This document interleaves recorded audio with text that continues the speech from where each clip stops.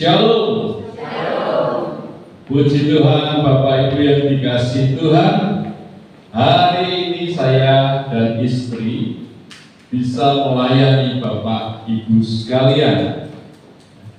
Tema yang diberikan oleh Pak Gembala, Pak, ini adalah tema Paskah, yaitu mengenai penderitaan, kematian Yesus dan keselamatan untuk kita.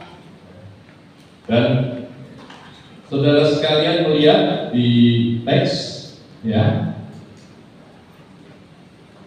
ini nggak muncul kepotong ya. Jadi temanya adalah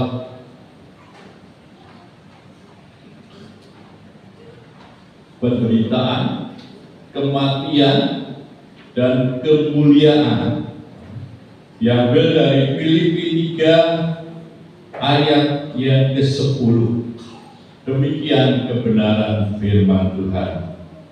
Yang ku kehendaki ialah mengenal Dia dan kuasa kebangkitannya dan persekutuan dalam penderitaannya, di mana aku menjadi serupa dengan Dia dalam kematiannya. Bapak Ibu yang dikasihi Tuhan, minggu ini adalah Minggu Palma, di mana akan mewarnai hari-hari berikutnya dengan penderitaan dan pergumulan. Yesus dalam rangka mentaati kehendak Bapa untuk mengasihi semua orang, Dia harus melewati penderitaan.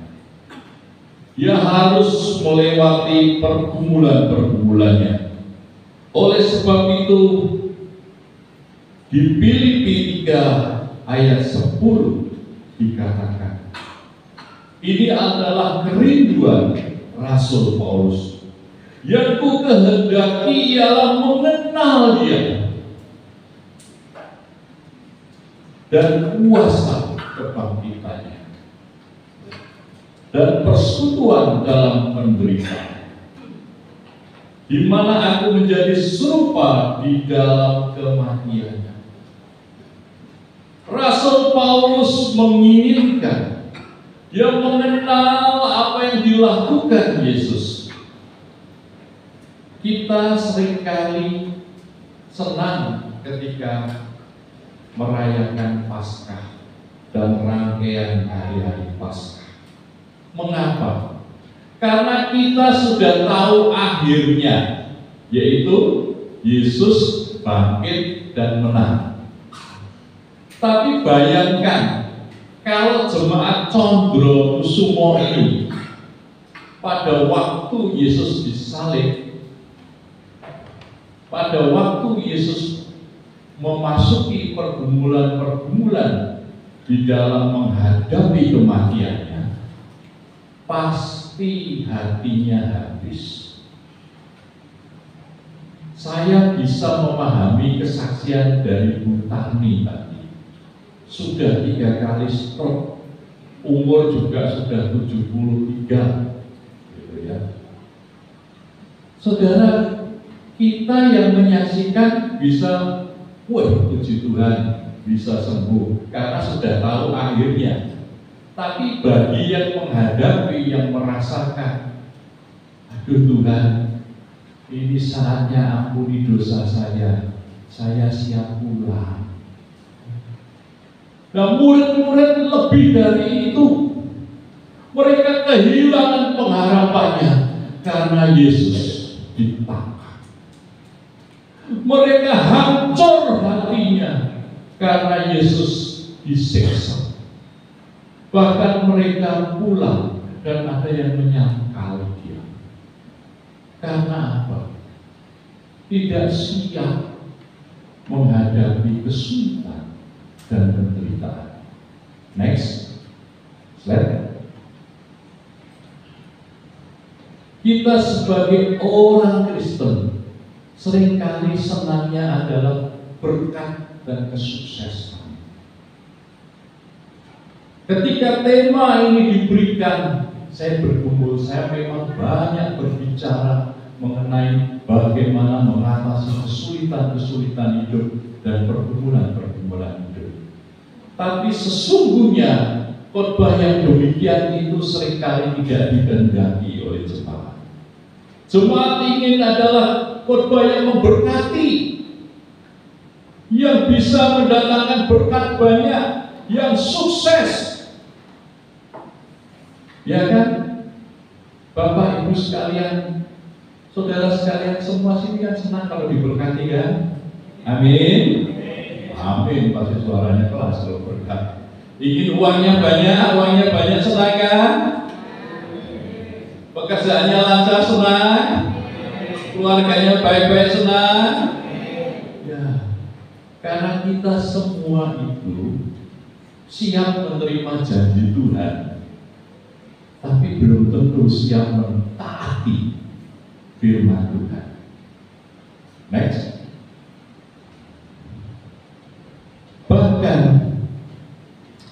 ketika Yesus dalam pergumulan yang berat dan dia berdoa kepada Bapaknya, itu murid-muridnya tidak menyertai. Bahkan ada yang tertidur kecapean. Yesus bergumul sendiri. Yesus menghadapi sendiri. Itulah sebabnya Rasul Paulus ingin bersekutu, merasakan persekutuan dalam penderitaan Yesus.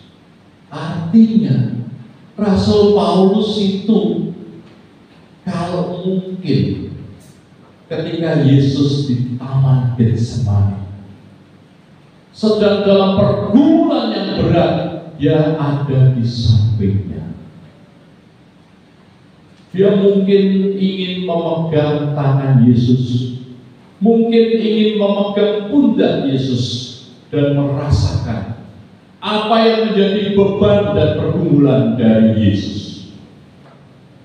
Bahkan Yesus sampai mengucapkan, "Ya Bapa, jikalau mungkin cawan ini berlalu dariku." Artinya apa? Penderitaan ini jangan diteruskan Bapa. Kalau bisa cukup sampai di sini. Tetapi Yesus taat. Biarlah kehendak-Mu yang jadi. Yesus memberikan teladan bahwa penderitaan itu tidak harus kita mengundurkan diri, tetapi penderitaan itu tetap dihadapi dengan ketaatan. Kita berpikir sekarang, mengapa Yesus pada waktu itu ketika musuh-musuhnya menyiksa dia tidak dibinasakan semua? Yesus sebagai Tuhan mempunyai kuasa dan otoritas. Kalau dia ingin tentara Romawi mati semua, pasti mati. Yang suka nonton film mafia akan tahu, kalau ada bos mafia ditangkap dan akan diadili atau akan dieksekusi menerima hukuman mati, maka anak buahnya akan berusaha keras. Ketika mobil tahanan itu lewat di jalan, ya dicegat, sopirnya dibunuh, pengawalnya dibunuh, bosnya diselamatkan. Karena apa? Mafia berkuasa. Nah, Yesus itu berkuasa, tetapi Yesus bukan bos mafia. Yesus adalah bos surga. Sehingga dia memilih taat dalam penderitaan. Dia punya kuasa, tetapi dia harus mau menderita. Tidak gampang loh. Orang itu kalau punya kuasa, tersinggung sedikit saja kuasanya digunakan. Ya kan? Baru-baru ini ada tentara yang menganiaya orang di Papua. Karena apa? Tentara ini punya kuasa. Dia ditugaskan memang untuk memberantas KKB, kelompok bersenjata itu. Ya. Tapi karena kuasanya, menurut video yang viral, itu adalah warga yang dianiaya. Nah, ini sedang diselidiki. Nah, tetapi Yesus memiliki kuasa, tidak menggunakan kuasa. Next.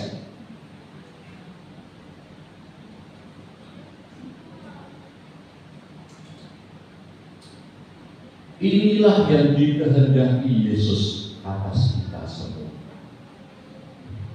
Saudara mengasihi Yesus, percaya kepada Yesus. Ya, Yesus katakan demikian. Lalu katanya kepada mereka semua, setiap orang yang mau mengikut aku, ya harus menyangkal dirinya, memikul salibnya setiap hari, dan mengikut aku. Halo, bukan memakai kalung salib loh ya. Sini kalung salibnya gede-gedean. Kalau dari emas, wah harganya tion-tionan sekarang ya, juta-jutaan. Bukan kalung salib yang gede yang dipakai, bukan anting-anting salib yang dipakai, bukan gambar salib yang diminta oleh Yesus. Tetapi kita diminta memikul salib kita masing-masing dan menyangkal diri. Artinya apa? Kita itu diajar menyangkal diri itu kita jadi bukan siapa-siapa. Ya. Kita ini bukan apa-apa. Jangan karena kamu muda kamu merasa, oh aku kan sehat, kuat. Jangan karena pendidikanku tinggi kamu merasa aku paling pintar. Jangan karena uangmu banyak kamu bilang aku bisa beli apa saja. Semua itu ada batasnya. Justru Yesus mengajarkan, kalau engkau ingin mengikuti aku, pikul salibmu, sangkal diri, pikul tiap hari. Bukan pakai kalung salib sekali lagi. Saya tidak melarang dan tidak anti kalung salib. Silakan, asal pakai uangnya sendiri. Ya. Tapi yang dikehendaki Yesus adalah kita memikul salib kita masing-masing. Naik.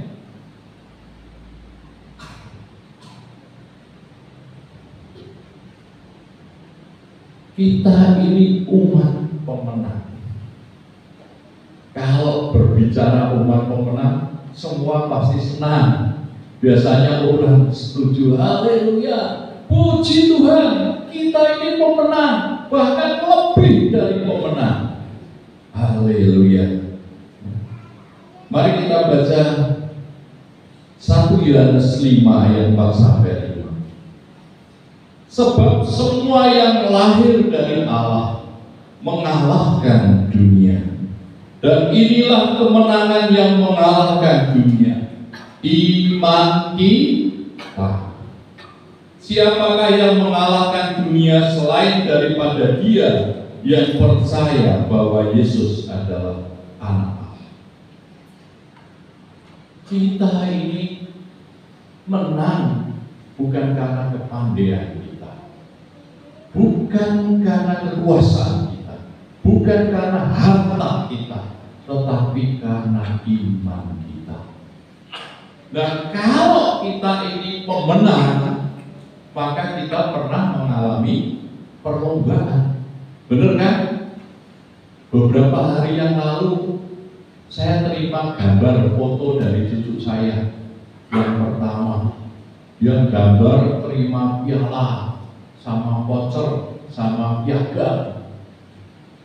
Wah, kita sebagai omanya senang sekali, ya. Terus tanya, namanya Chelsea. Chelsea kamu dapat piala karena apa? Ikut lomba apa? Lomba apa? Mewarnai, ya. Di sekolah ada lomba mewarnai dan katanya dia dapat juara 2 sehingga dapat piala, dapat voucher, dapat piagam. Dia pemenang kedua. Sebabnya apa? Karena Chelsea ikut lomba. Nek ora ana apa-apa jujuk di piala. Wah, burai. Lucu ya. Sorry, wagu dalam bahasa Manado saya nggak tahu. Aneh mungkin ya. Aneh. Tidak ikut lomba kok dapat juara, aneh kan? Nah, kita itu dapat juara karena ikut lomba, karena ada perlombaan. Kita ini adalah anak-anak Allah. Kita ini mengalami kemenangan karena kita sudah mengalahkan. Itu dengan apa? Dengan iman. Setiap kita yang lahir dari Allah, artinya dilahirkan kembali karena Roh Kudus. Kita semua adalah manusia berdosa. Ketika kita menerima Yesus Kristus sebagai juru selamat, sebagai anak Allah, maka kita dilahirkan kembali dan kita lahir sebagai anak Allah. Inilah gen kita. Keturunan Allah adalah keturunan pemenang. Ngomong sama sebelah kanan kirimu, kamu keturunan Allah, keturunan pemenang. Ngomong sama sebelah kiri, kamu keturunan Allah, kamu adalah pemenang. Jadi kita semua anak-anak Allah, kita adalah pemenang. Dan untuk terima penghargaan piala, tentunya kita harus melalui perlombaan. Next.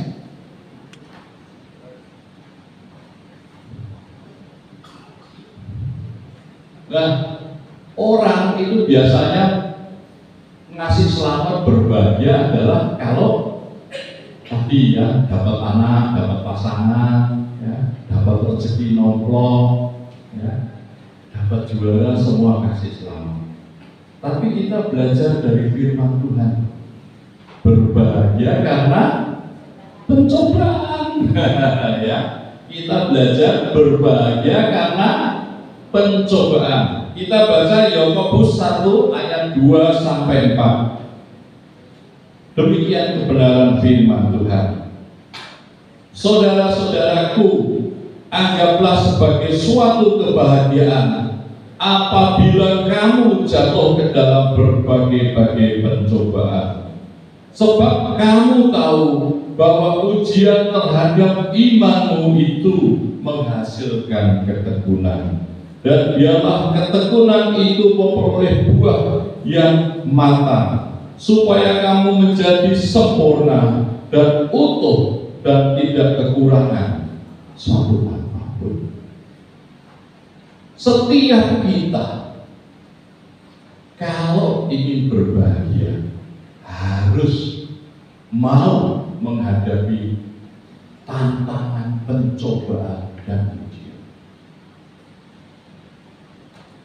Kita itu seringkali mau jadi sesuatunya instan. Tuhan pun kita minta supaya semuanya instan. Kita berdoa langsung, semua masalah teratasi. Kita tidak seringkali lupa, tidak minta kekuatan dari Tuhan, hikmat dari Tuhan menghadapi persoalannya sedang kita alami. Dan minta kesabaran dan kekuatan dari Tuhan untuk menghadapi persoalan yang kita hadapi. Sehingga apa? Kita itu inginnya semua selesai, cepat selesai. Tetapi firman Tuhan mengajarkan kita untuk berbahagia ketika mengalami pergumulan hidup, ketika mengalami tantangan hidup, ketika mengalami kesulitan hidup. Kita itu pada suatu waktu ketika mengalami tantangan hidup tidak bisa kita wakilkan kepada orang lain. Siapa di sini yang punya anak masih sekolah? Dan banyak ya. Nah, ketika anakmu mau ujian, menghadapi ujian, kita sebagai orang tua itu hanya bisa membantu mempersiapkan, ya kan? Jadi kalau kita tahu bahwa akan ada ujian, seringkali kan kita ngomong, jangan dolan terus, jangan main game terus, ayo waktunya belajar, ya. Dan kita juga mengajak berdoa. Mungkin kita panggil guru les untuk dia supaya lebih bisa menghadapi ujian. Tetapi ketika dia ujian, apakah Bapak Ibu bisa nungguin dia di sampingnya? Atau mungkin bantu-bantu pekerjaan? Enggak bisa, enggak boleh. Dia harus ujian sendiri. Kita hanya memberkati dan mendoakan dari rumah dan jauh. Kita itu mempersiapkan. Demikian juga ketika engkau menghadapi pergumulan hidup, jangan engkau bertanya, di mana ayah saya, di mana ibu saya, di mana pasangan saya. Mereka mendoakan, tetapi tidak bisa mewakilimu untuk menghadapi ujian. Nah, setelah ujian, apa yang dia peroleh? Nilai. Kalau dia lolos dalam ujian itu, maka akan naik kelas, akan naik levelnya. Jadi ketika engkau menghadapi ujian, berbahagia. Artinya apa? Engkau sedang dipersiapkan untuk naik levelmu. Seringkali kita tidak tahu di awalnya, ketika kita menghadapi kesulitan-kesulitan hidup, padahal ketika engkau berhasil menghadapinya dan kau lulus, maka kau naik level. Sehingga kalau ada persoalan-persoalan seperti itu, pertama bisa engkau hindari supaya tidak masuk persoalan yang sama. Kedua, engkau sudah bisa menghadapi. Jadi firman Tuhan mengatakan, saudara-saudaraku, anggaplah sebagai suatu kebahagiaan apabila kamu jatuh ke dalam berbagai pencobaan. Ayat selanjutnya, sebab kamu tahu bahwa ujian terhadap imanmu itu menghasilkan ketekunan. Karena persoalan, karena ujian, orang itu kan berusaha untuk mengatasi, ya kan? Belajar untuk sabar, untuk tekun. Jadi bukan ketika ada persoalan lalu menghindar, melarikan diri, tidak, menghadapi dengan ketekunan. Dan dialah ketekunan itu memperoleh buah yang matang, supaya kamu menjadi sempurna. Artinya hidup kita menjadi lebih baik. Jadi kalau ada ujian dan tantangan dalam hidup, berbahagialah, hadapilah dengan iman, dengan ketekunan, Karena buah dari ketekunan itu menjadikan kita sempurna, utuh, dan tidak kekurangan satu apapun. Orang-orang yang hebat itu dihasilkan oleh kesulitan-kesulitan dan tantangan-tantangan dalam hidup. Kalau saudara melihat baru saja Indonesia setelah 30 tahun bisa merebut kembali piala single putra All England maupun double putra All England, itu karena ketekunan dari atlet bulu tangkis kita. Ya, bisa All Indonesian Final, Jojo dengan Ginting, ya, Indonesia dan Indonesia, dan yang memenang Jojo Jonathan Christie sebagai juara tunggal putra All England. Semua bangga, Menteri Olahraga bangganya bukan main. Bahkan Pak Jokowi juga gembira. Karena apa? Putra Indonesia setelah 30 tahun bisa merebut kembali. Kita hanya melihat senang dia angkat piala. Kita tidak tahu bagaimana tiap pagi ketika bangun tidur, orang lain santai mulai di tempat tidur, dia sudah latihan beban. Dan dikatakan apa? Pemain bulu tangkis itu untuk melatih skillnya nampel bola itu sehari 4 jam. 4 jam latihan nampel terus gitu. Ya, masih diiringi latihan fisik dan sebagainya. Makanya pemain-pemain bulu tangkis itu setelah usianya agak lanjut dan setelah menikah nggak tahan. Karena apa? Keluarganya seringkali terabaikan kan, gara-gara terus begitu. Ada harga yang harus dibayar. Jadi kita jangan hanya melihat pialanya, jangan hanya melihat kemenangannya, tetapi prosesnya. Ada orang berhasil, engkau tidak boleh iri, tapi bagaimana pelajari dia bisa berhasil. Ada orang gagal, jangan engkau menghakimi atau menyalah-nyalahkan orang gagal, tapi belajar prosesnya kenapa dia gagal. Sehingga apa? Kita bisa memahami mengapa orang itu berhasil atau orang itu gagal. Karena ketika orang itu berhasil menghadapi kesulitan-kesulitan hidupnya, maka dia akan naik ke level yang lebih tinggi, ke tempat yang lebih terhormat. Next. Nah, bagaimana kita menghadapi penderitaan? Kita juga harus belajar dari Yesus. Roma 8 ayat 18-19. Sebab aku yakin bahwa penderitaan zaman sekarang ini tidak dapat dibandingkan dengan kemuliaan yang akan dinyatakan kepada kita. Sebab dengan sangat rindu seluruh makhluk menantikan saat anak Allah dinyatakan. Ini kerinduan dari Rasul Paulus yang dia belajar dari kehidupan Yesus, dari pelayanan Yesus, bahwa di tengah-tengah kesulitan itu ada pengharapan.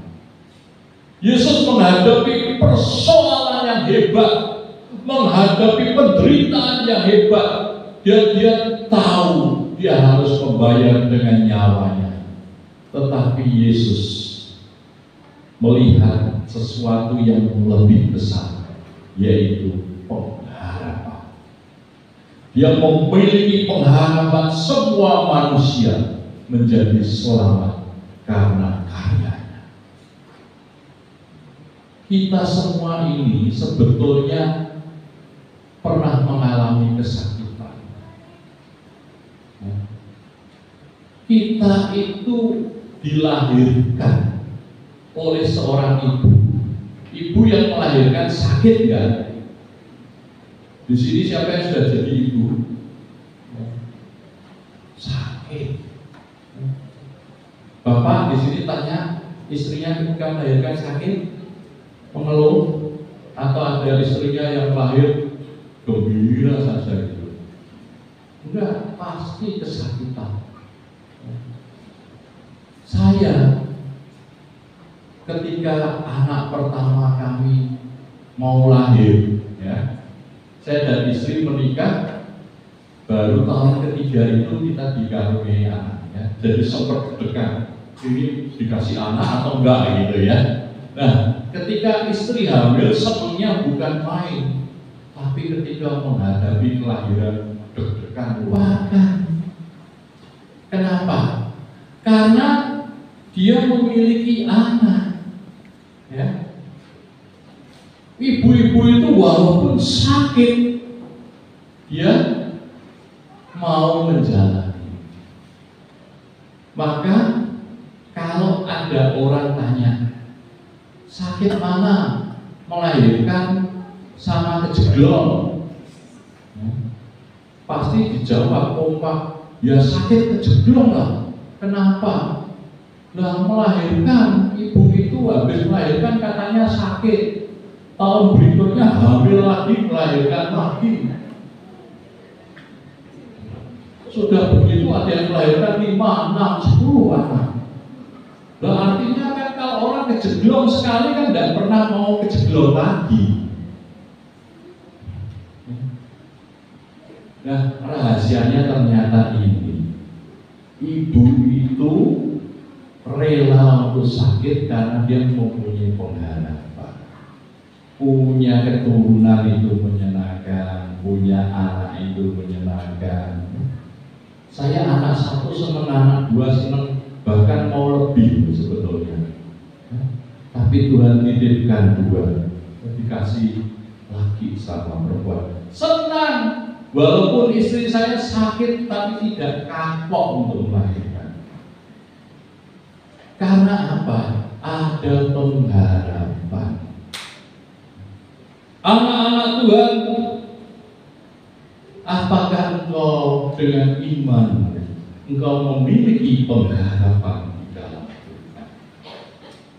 Orang yang tidak punya pengharapan akan takut. Bu Tani tadi memberikan kesaksian, ya Tuhan, daripada stroke ini berlanjut, daripada saya lumpuh, panggillah saya. Karena dia tahu ketika dia meninggal, dia sudah disambut oleh Yesus. Amin. Dia memiliki pengharapan. Tapi puji Tuhan dikasih umur panjang, artinya Bu Tani masih disuruh terus setia kepada Tuhan, melayani Tuhan, datang beribadah kepada Tuhan, dan mendoakan anak cucunya di dalam Tuhan. Saudara, pengharapan itu membuat orang bisa melewati segala penderitaannya, segala ujian hidupnya. Orang Kristen yang mau enak-enak kok, yang mau berkatnya saja, yang mau suksesnya saja, itu seperti orang yang tidak punya pengharapan. Tetapi orang yang punya pengharapan, sukses sukacita, dikasih pencobaan juga sukacita. Karena itulah bagian dari hidup. Yesus yang mati, Yesus yang menderita untuk kita, agar kita memiliki keselamatan, agar kita memiliki hidup kekal, dan kita tidak jadi orang yang kalah, tapi kita sebagai pemenang. Itulah harapan Yesus yang membuat ketika dia menghadapi maut, dia tetap bisa tekun dan sabar. Bahkan dia sempat mengucapkan pengampunan. Ya Bapa, ampunilah, karena mereka tidak mengerti apa yang mereka perbuat. Yesus dengan lapang dada bisa itu, karena Yesus memiliki pengharapan bahwa semua orang harus dikasihi, termasuk engkau yang di sini maupun yang mendengarkan melalui video ini. Engkau dikasihi Yesus, Yesus sangat mengasihimu. Terimalah dia, mengucap syukurlah untuk keselamatan. Biarlah Paskah ini mengubah hidupmu, sehingga engkau menjadi orang yang memiliki iman yang benar, memiliki pengharapan yang benar, memiliki kasih yang benar. Kita biarlah terus belajar seperti Rasul Paulus. Next.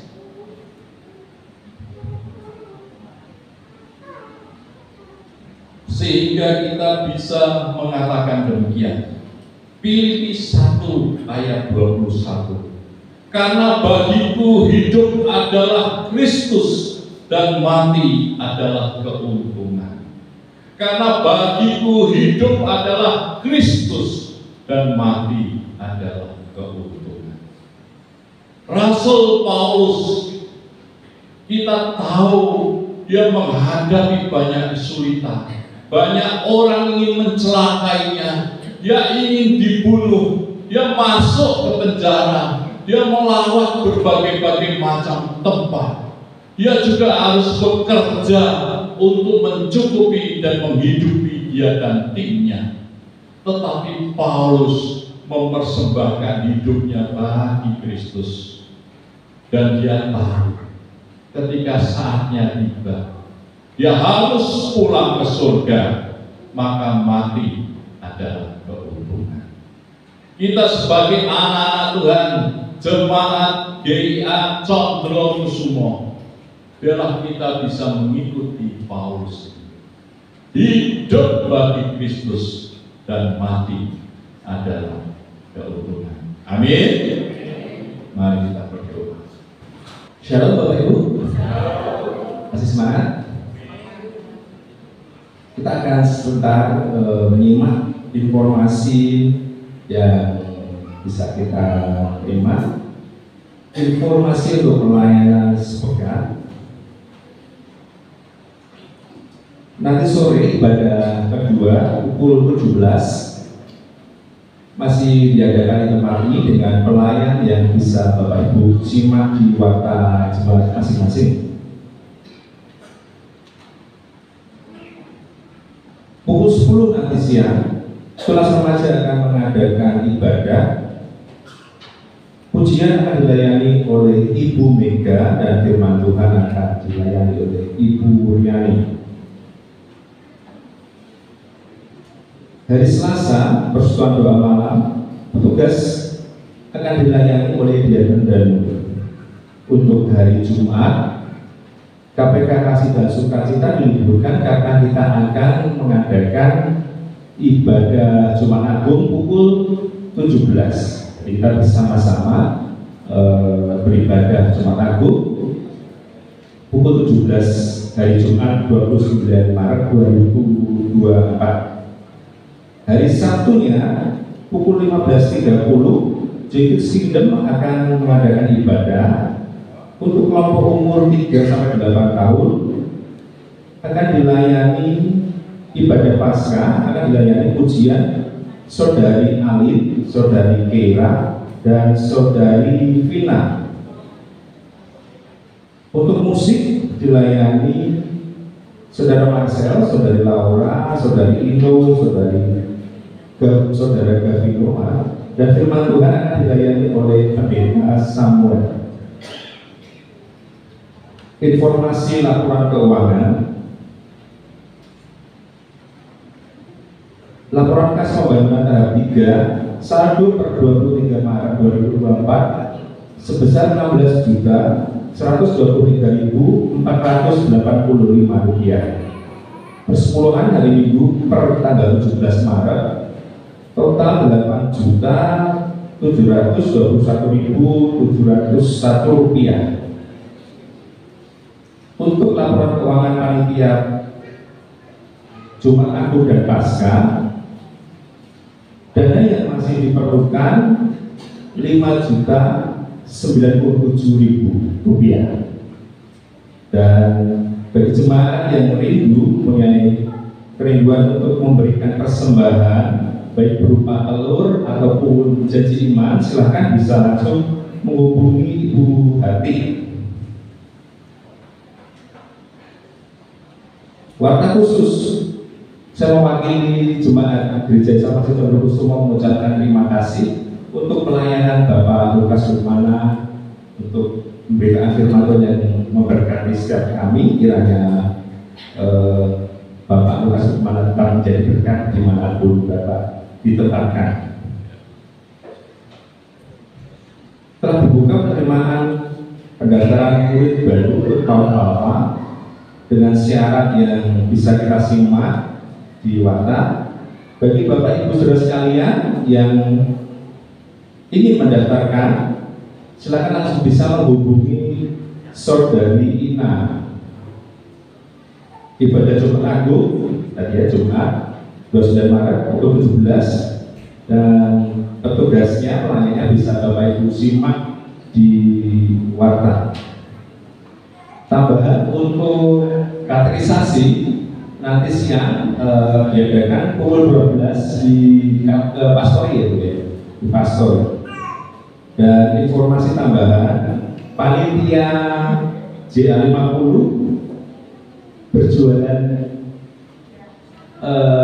snack atau makanan Bu?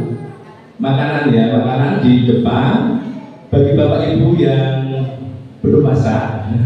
Nggak usah repot-repot, nanti silakan di depan sudah ada stand yang menyediakan menu-menu sarapan yang pastinya enak, dan kita juga bisa membantu panitia JA50 untuk bisa penggalangan dana di JA50. Baik, demikian informasi yang bisa saya sampaikan. Terima kasih, Tuhan Yesus memberkati. Bapak Ibu yang dikasihi Tuhan, kita akan mengakhiri ibadah kita. Saya undang Bapak Ibu untuk bangkit berdiri.